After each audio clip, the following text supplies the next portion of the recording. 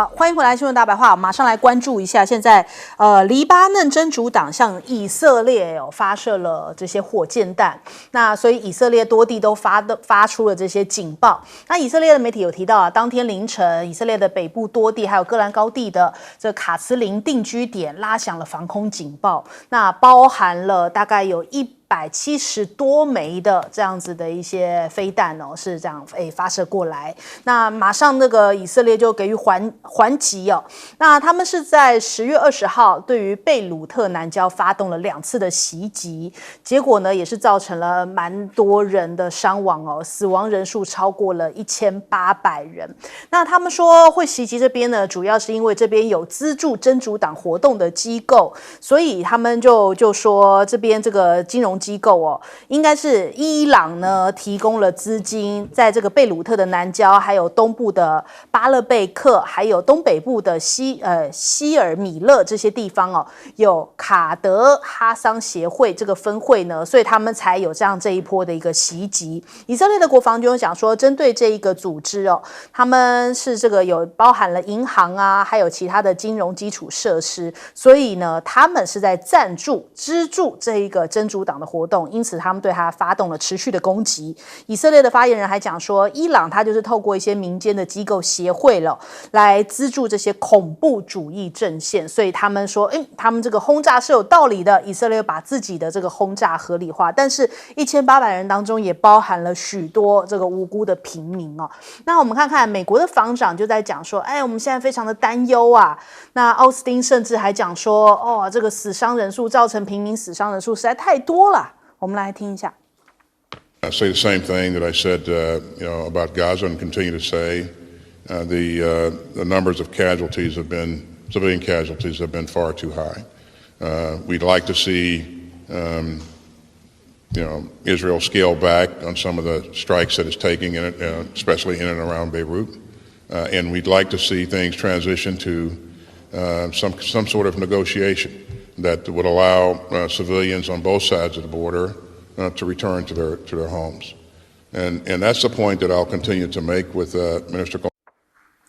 对，可是他这样的说法，大家都讲说美国少假惺惺了。这个美国也骗不了任何人，一直都是说一套说辞但是做起来的话，又不断的在为以色列提供武器。你们就是杀害平民的帮凶。那现在布林肯说要第10度访问中东啊，周2又要去以色列了。人家想，真的是每次去好像都没有任何的成果，但是一去再去。那以色列现在还把这个瞄准辛瓦的影片曝光了，以色列的民众不买单啊。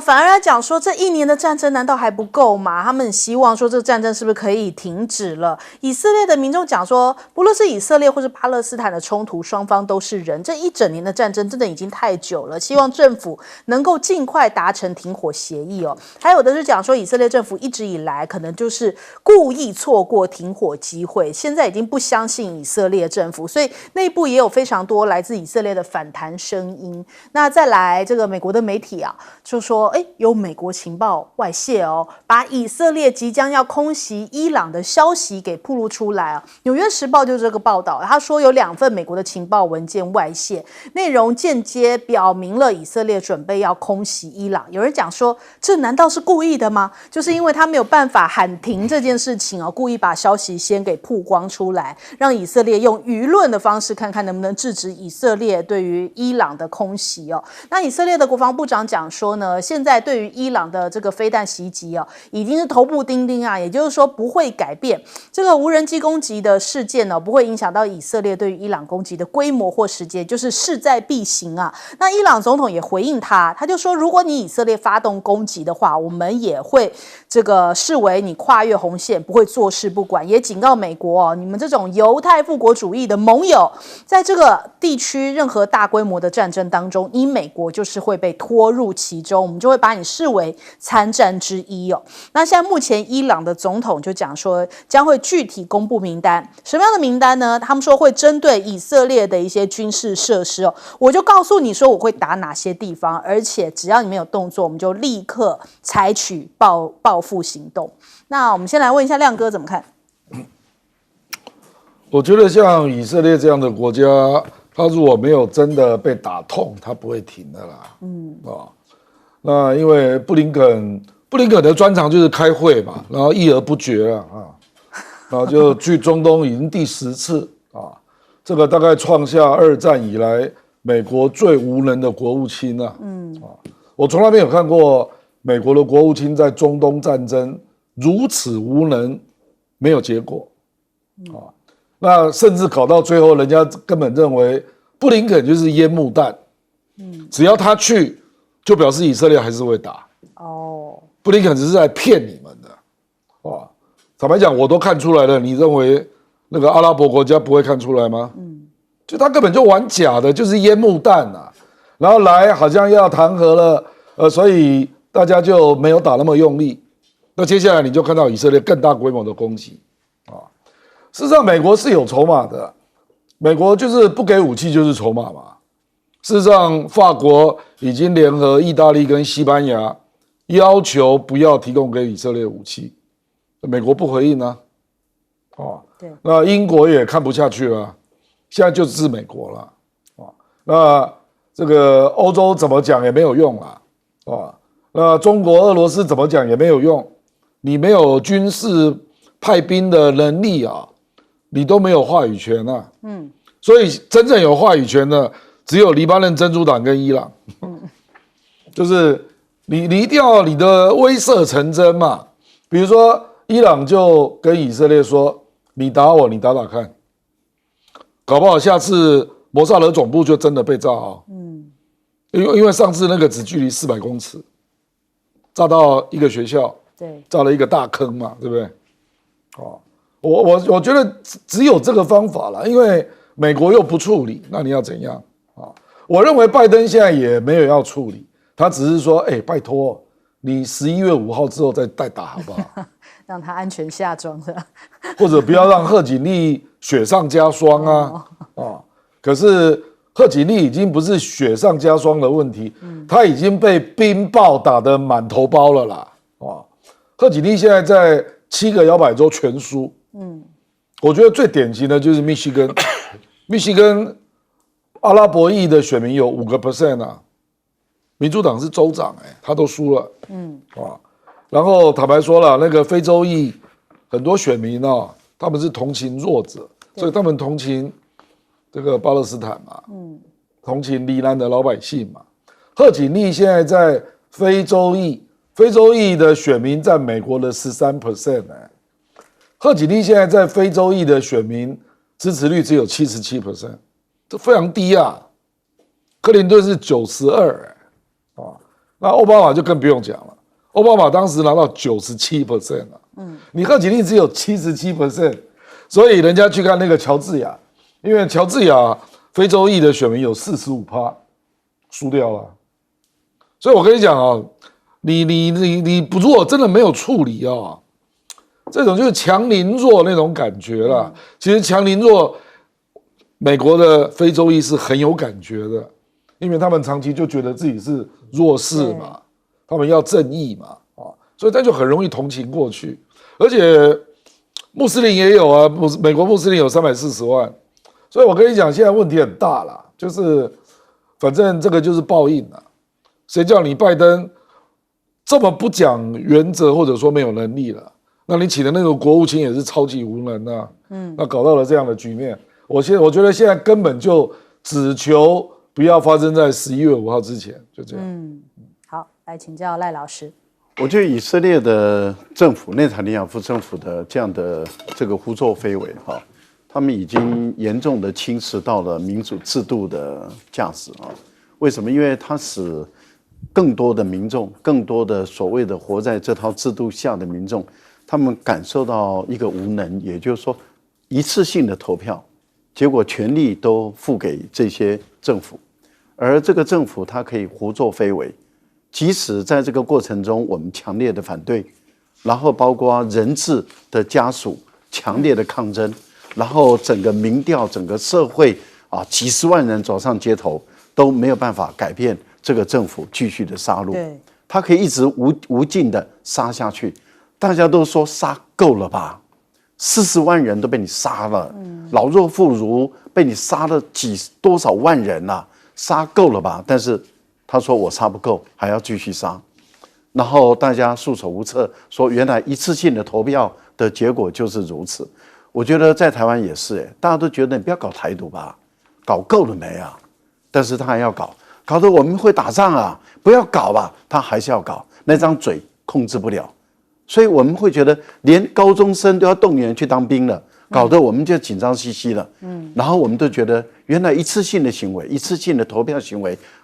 他竟然掌握这么大的权力，然后他可以胡作非为，可以胡搞瞎搞到这个地步，够了没？这套制度真的够了没？我们难道没有办法去刹车它？一点办法都没有。美国的国防部长跟美国的国务卿的虚伪性表达的淋漓尽致啊！每一次的看到以色列的杀戮，哎呀，我们感到担忧，哎呀，我们希望停火止战，哎呀，我们希望以色列考虑大家的意见，哎呀，我们希望联合国的决议能够获得尊重，但是钱照给，武器继续给，然后继续说杀吧，杀吧，再杀吧，只要不要把我的声音放出来。我觉得他们的虚伪性，你看这次 G7 的防长会议的所有的决议中，对中东地区、对以色列一个字都不敢提。对，我觉得这简直是虚伪到了极点了。情报的泄密难道不是故意的吗？不是美国故意的，是里面有一些专家，有一些掌控情报的，因为它是五眼联盟内部的情报传递，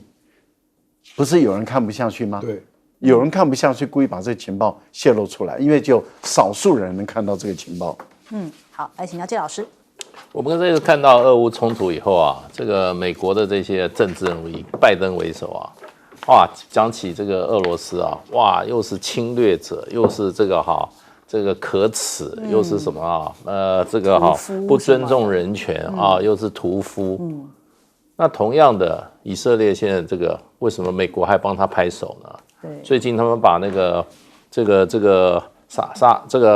沙瓦尔这个暗杀了，哇，美国人说还是真的很高兴，有什么好高兴的？人家就是因为是以色列的敌人就可以杀吗？所以我觉得我现在每次要听到他像这些拜登还有这个布林肯那他们讲说教的时候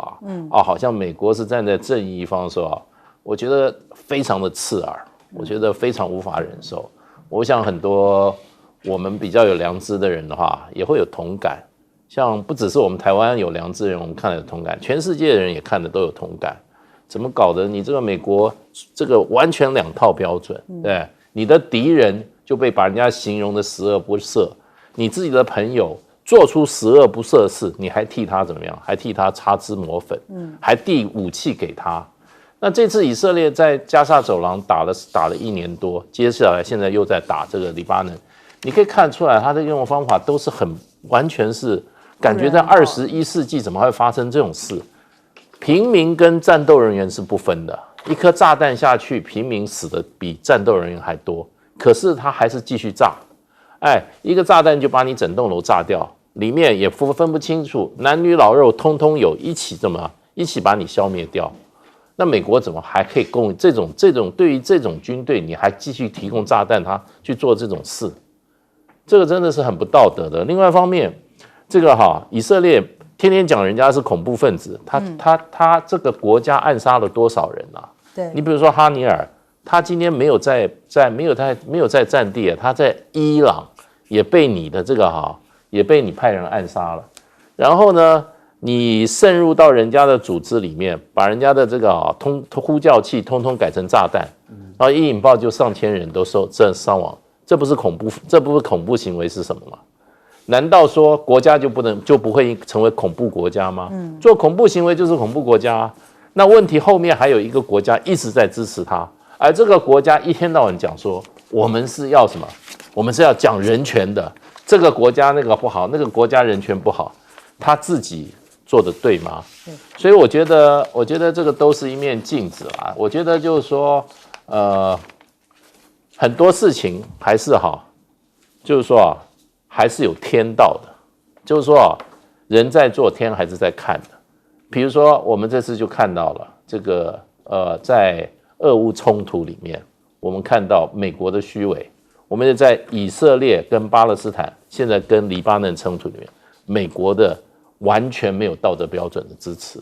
所以我们很庆幸我们不是在那个2个地区，可是我们也有可能变成那2个地区中间的一个的话，我们就要把这个情势看得很清楚，不要随便听信任何说来帮助我们，其实是什么呀？在害我们的那些人，那些外国的政客。好，我们先休息一下，广告之后马上回来。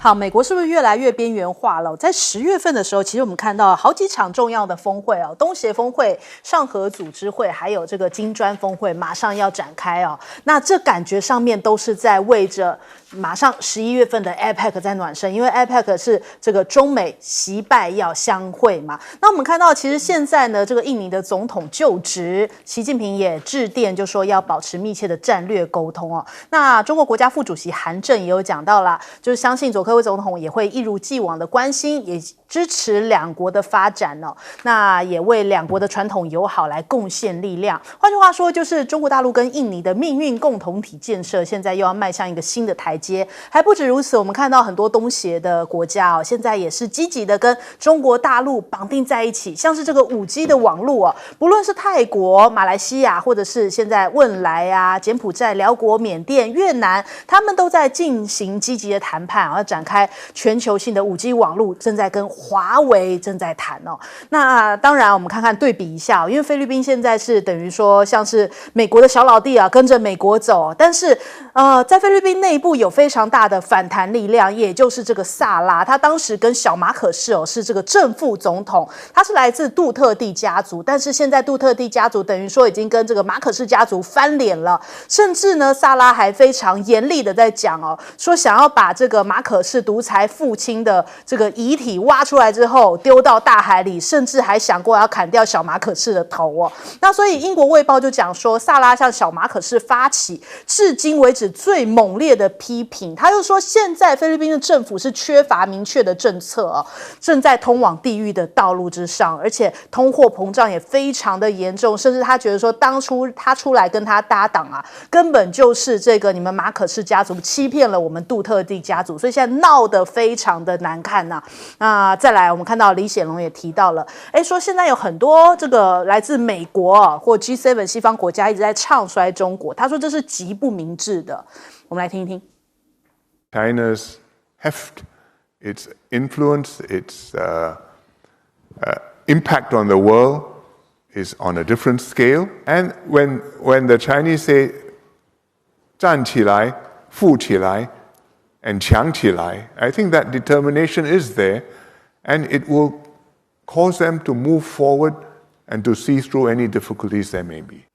好，当中国人决定要站起来、富起来、强起来，是没有人可以拦阻的，因为他们可以克服任何的困难，真的反映出来中国大陆现在在全世界展现的这个影响力那现在大金砖峰会就是马上就要举行了，在22号，这一次是在俄罗斯的喀山来进行这个金砖国家领导人的第16次会晤也是这个金砖变成大家庭之后呢，首次就是国家领导人级别线下聚首。那这个中国国家主席习近平呢，也会去俄罗斯参加，也跟这个普京会同台。普京甚至有提到说，美国一直在遏制中国的发展其实是反倒让自己的经济遭到反噬。而且现在呢，其实金砖这个扩员之后，也在打造一个新的金融系统，也就是说，绕开美元主导的国际支付系统已经越来越壮大了。有12个国家的民众在民调里面都认为说，中国大陆最能够代表全球南方的发展赋能，而且金砖从4国变成10国其实今年1月就加入了像是沙国、埃及、阿联酋、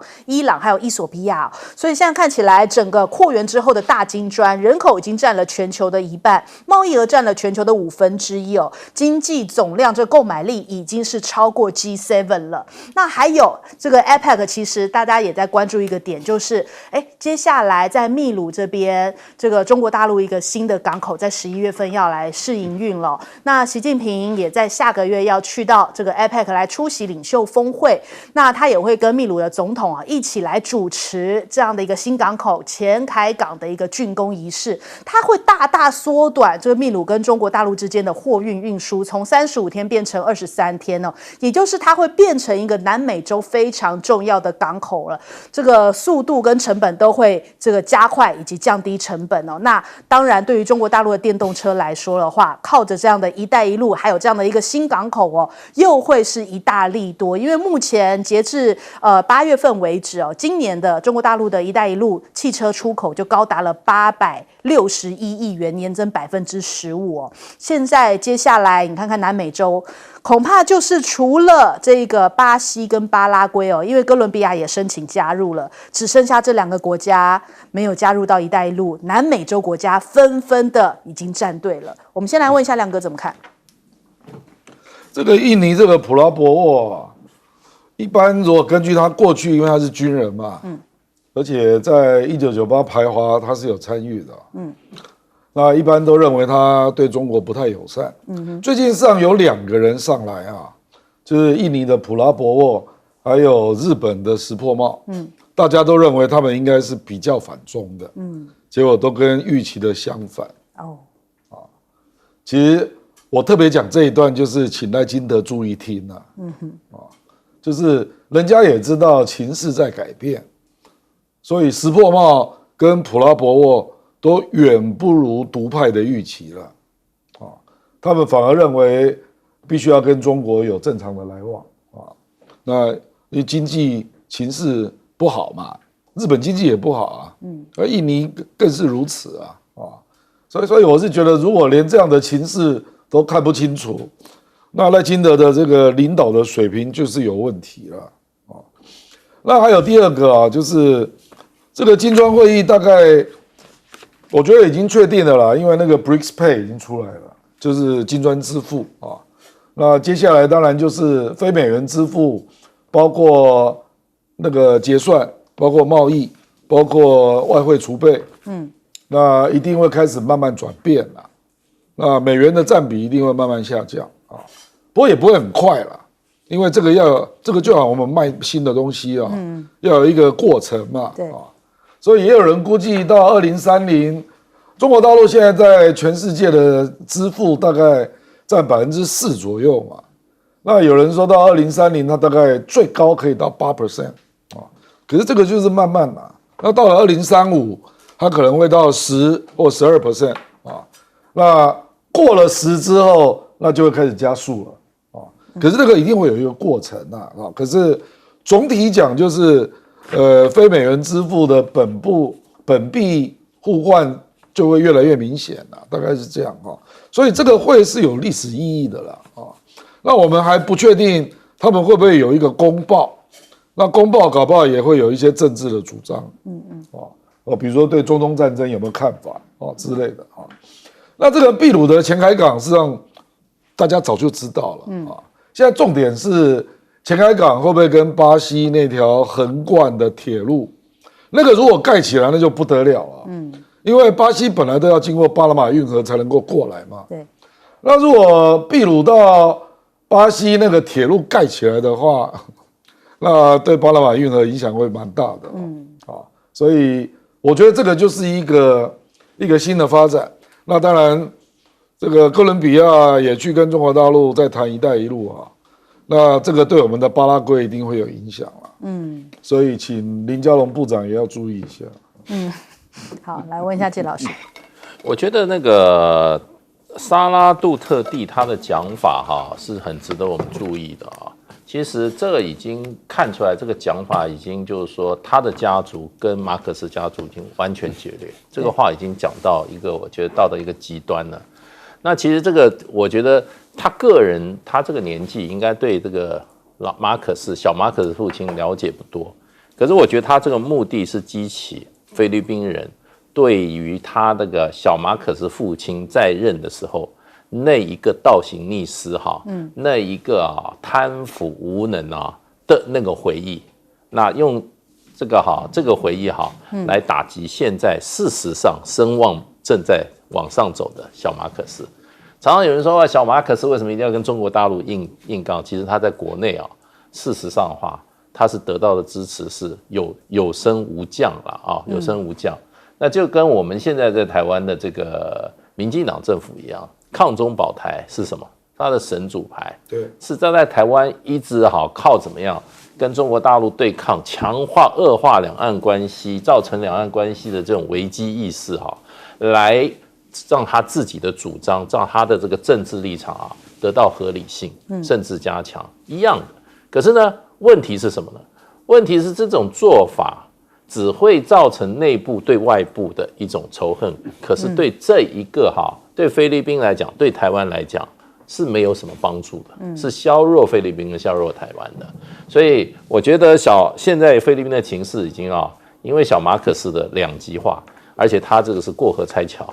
他当时他能够当总统，就是因为杜特的家庭跟他妥协，支持他。为什么会支持他？因为当时菲律宾的总统只能当一任6年，所以那时候沙拉杜特地可能还没有准备好的话，那就先让小马可斯做6年了，然后完了以后就沙拉来做。现在看起来小马可斯事实上这个人说话不算话，而且呢就是说达到目的也过河拆桥，所以我想这个是这个杜特地家族对他完全无法忍受的关系。可要说起他的父亲当年在任，那真的是叹为观止啊！他们那个时候，他妈妈他们的这个抗议人士攻进他们的这个总统府的时候发现他妈妈有6000双名牌的鞋子，对，而菲律宾的一般的这个小孩子，那些贫穷人家连鞋子都没得穿。那这个情况是不是改变呢？其实说改变不多。那小马可斯上来最像他父亲的就是天天搞外交，搞高层政治，老百姓的生活毫无改变。而这种高层政治只对他个人有利，对菲律宾这个国家是不利的。所以我觉得沙拉杜特讲得很有理。然后呢，值得我们观察就是他们这个2个家族在未来会不会把菲律宾的政治带到更动荡的这个路线上。好，来请教赖老师。金砖会议这次是在俄罗斯的喀山召开是普丁被西方欧美封锁这么多年以来第一次的主场外交。这个对普丁来讲很重要，他一定要办成功不可。这个对美国人来讲也很重要，一定要让这个普丁办不成，办得灰头土脸你看到普丁的铺陈里面，他有一个跟媒体的高层的峰会就是事实上就是要吹风就是要把这个金砖的这次会议办得红红火火。可是你看一些不好的消息开始一面一面传出来了。刚开始的时候都是好消息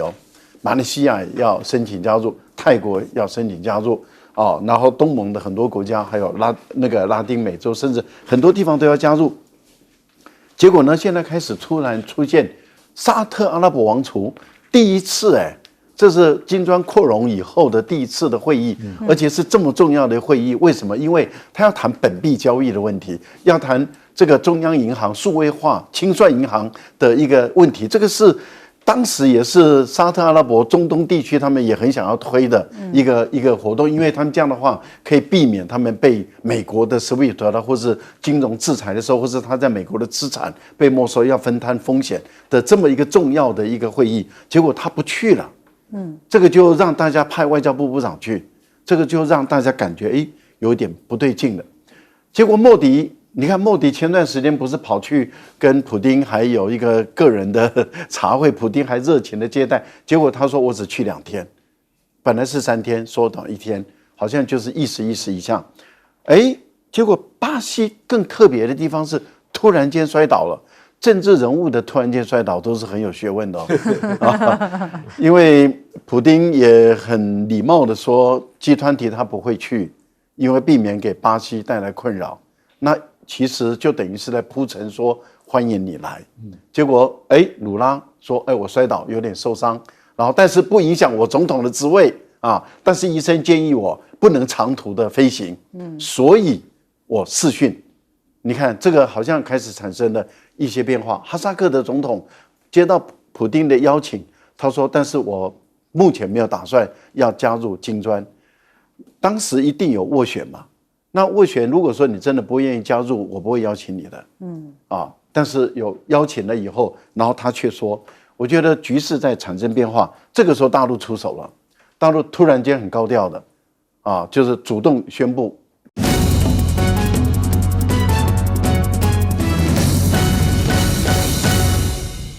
欢迎收看《新闻大白话》，我是主持人翟轩，马上欢迎一下这个阶段加入我们讨论来宾，耶鲁政治学博士郭正亮，大家平安。前大使谢文吉，翟先好，各位朋友大家好。国际事务专家赖岳谦。主持人好，观众朋友大家好。好，在这个联合利剑2024B 之后，现在目前这个美国跟加拿大有动作，他们呢这个联合军舰一起来穿越台海哦。那美国的第7舰队声明，他说美军的这个希金斯号神盾驱逐舰跟加拿大的温哥华号的这个巡防舰，在20号的时候穿越台湾海峡，立刻得到了回应啊！解放军的东部战区在他们的这个微博里面发表了声明哦，那就讲说美加两国破坏了台海和平稳定。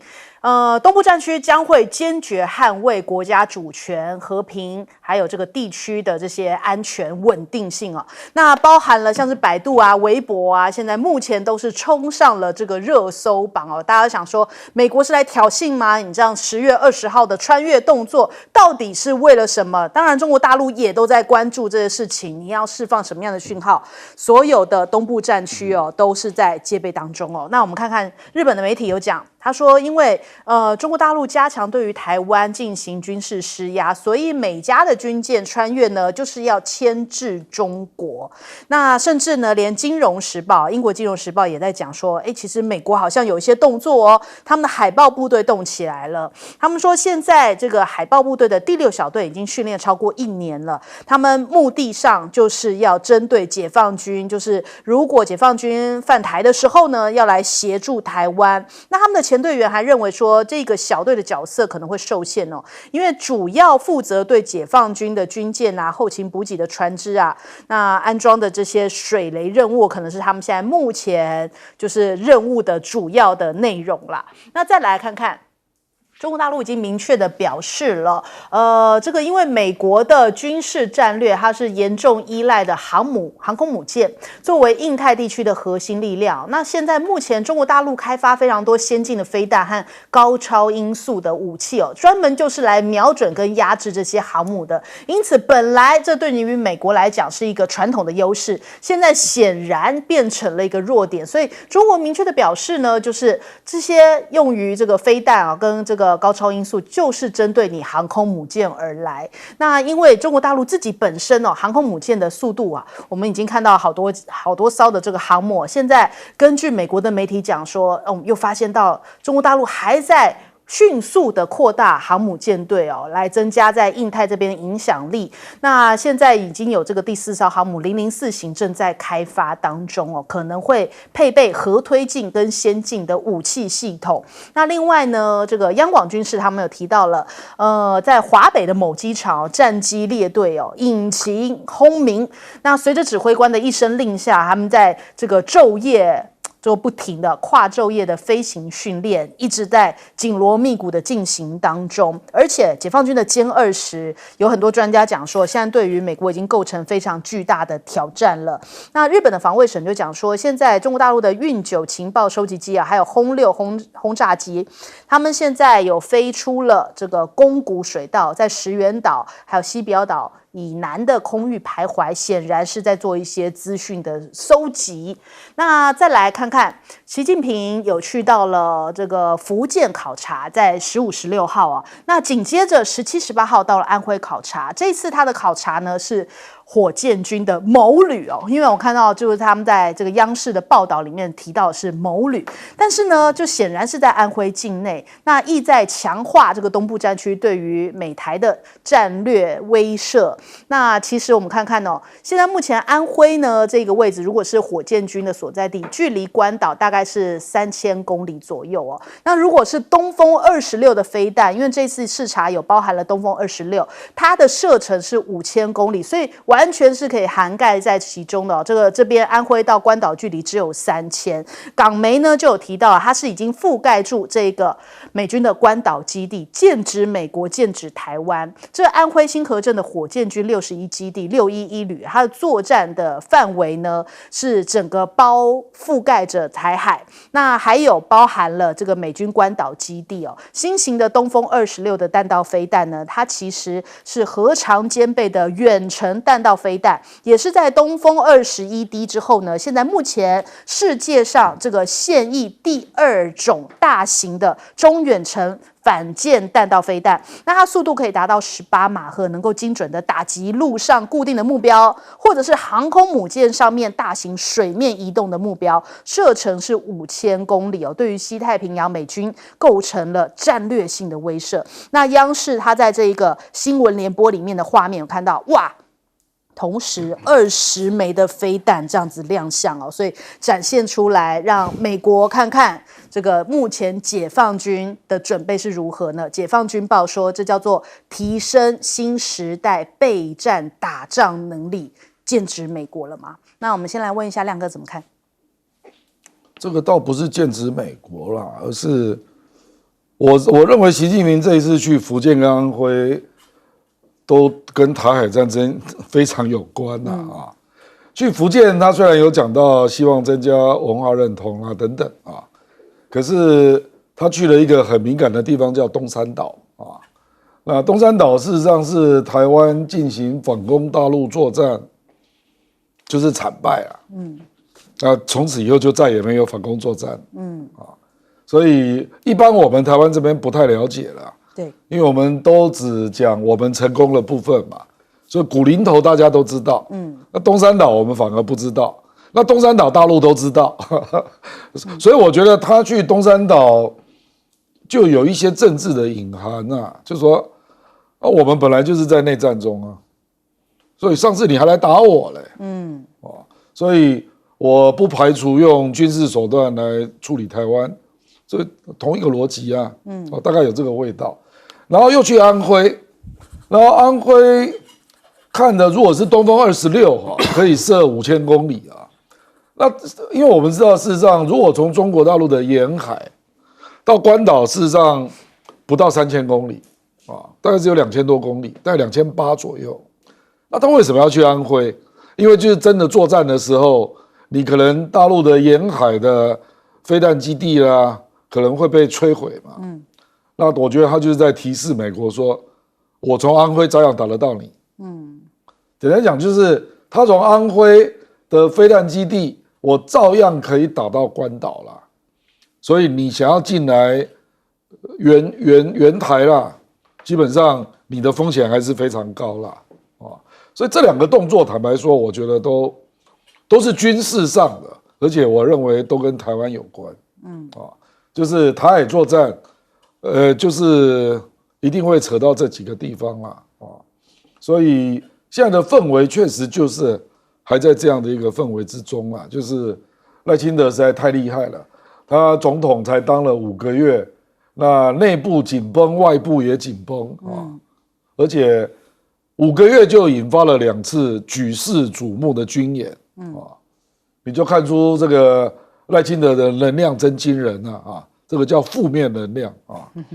那至于这个海豹啊，坦白讲啦，这个两岸如果真的作战是正规军作战啊，海豹这个叫特战任务，所以它只能够做局部的破坏啦。比如说，就有人提到嘛，说可能是装水雷啊，炸个别的补给船啊，等等啦。这个在正规军是影响很小的啦。这个就好比嘛，这个明朝大军败给李自成啊，然后你去问说，那锦衣卫在干嘛？锦衣卫就是特战部队了。明朝的大军都已经打败了，用锦衣卫有屁用啊？所以这个逻辑是一样的，就是没有错啦。你说海豹部队密训台湾，这个我们都知道，可是这个一定不是正规军啊，正规军才是台海战争的重点啊。所以我觉得台湾的媒体刻意要去强调这个，或者是英国的媒体要刻意去强调这个，我是觉得蛮好笑的啦。因为真的作战就是看正规军啊，这种特战任务都是边缘的啦，所以我是觉得就是这样啦。这个那当然，那个美国跟加拿大的军舰要经过台海，那只是再次去凸显它的航行自由权嘛。可是我们要具体的问是，请问5月23号第一次联合利剑 A 的时候，你美国的雷根号在哪里啊？你是一路跑去日本啊，对，然后就往北太平洋走了啊。那这一次联合利剑 B，请问美国的军舰在哪里啊？都没来。这恐怕才是更关键的吧。好，我们来问一下介老师。我想就是说，就是赖清德上任以后，两岸关系啊，这个紧张程度居然的升高。然后这个联合利剑现在已经2次了，赖清德上任短短的半年啊，差不到半年，2次大陆的这种军武，而且要比较2024联合利剑 A 跟2024联合利剑 B 的话，那大陆的这个展现的武力哈，跟这次演习迫近台湾的这个本岛的这个距离啊，都比前一次这个做了很多的这个进展。对，那就正好印证中国大陆当时讲的，就是说，如果台独的力量不断的踩红线，跨出红线的话，那踩一次，大陆就怎么样回应一次，军事回应而且